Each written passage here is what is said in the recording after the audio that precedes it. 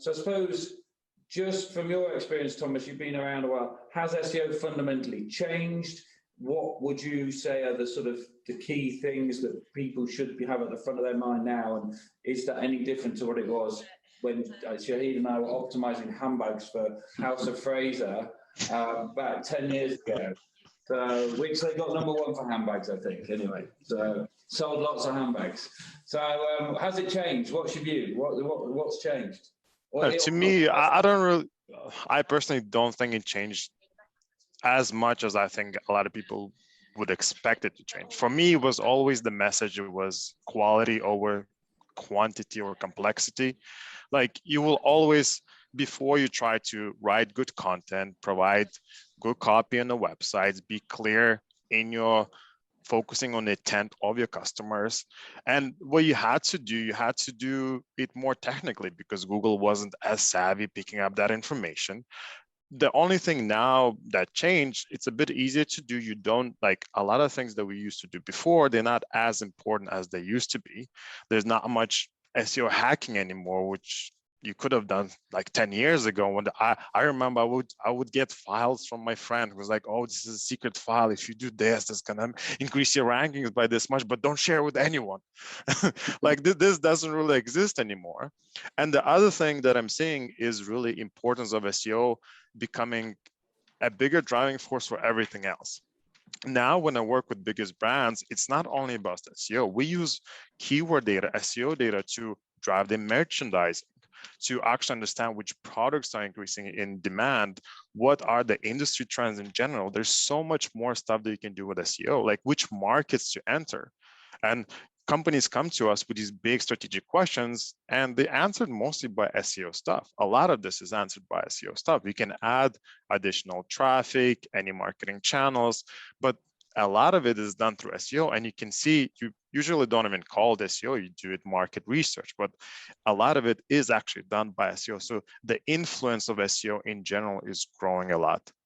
Yeah, okay. And Jamie, what do you think? You've been around SEO a long time. Yeah. I think you've been involved in dodgy links in the past. I could do with that file that Thomas got sent, to be honest. Yeah. I think that there is a fundamental goal behind SEO, which is driving. Ultimately, it's about task completion. It's what do you expect that user to do when they land on that piece of content? Do you expect them to read an article for 5 minutes and then potentially leave your website, which is not necessarily a bad thing, or do you expect them to land on a product page and go on and purchase it? The fundamentals there haven't changed. I think there was a point that Thomas pulled upon with regards to the areas of manipulation are much, much smaller now. Google has refined its algorithm to be much smarter and essentially run on an almost artificial intelligence basis now. That's certainly what it's moving towards. I think gone are the days of the Panda algorithms and the Penguin algorithms and huge widespread manual penalties for link practices, whereas nowadays Google is probably just ignoring most of these links and not bothering to even take them into account with the link graph.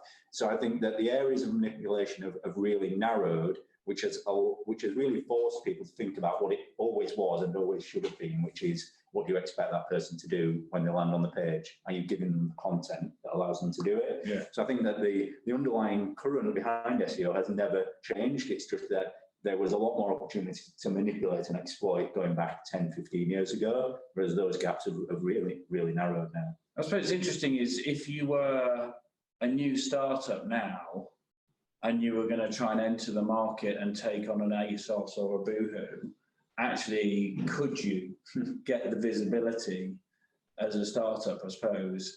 I don't know, Shahid, what do you reckon? Is that possible now, or is it a bit like trying to borrow money to open a shop on Oxford Street? Honestly, for me, you need to build a brand. Everything's about brand building. If you build a brand and you convey a message and you honor that message, whatever that message may be, you'll build that trust and loyalty with your audience, whether that audience is Googlebot, search engine, customer. For me, it doesn't really matter. But coming back to the point of SEO, has it really changed? For me, not really. I mean, I still talk about the same 4 pillars. Pillar 1 for me is benchmarking, understand where do you stand today? How much traffic do you have? Are you growing or shrinking? If you're shrinking, where are you shrinking? Identification and benchmark is really pillar 1. And then look at your technical stack, pillar 2. If your technical stack is in check, pillar 3 would be content. If your content's in check, pillar 4, hopefully those links come organically.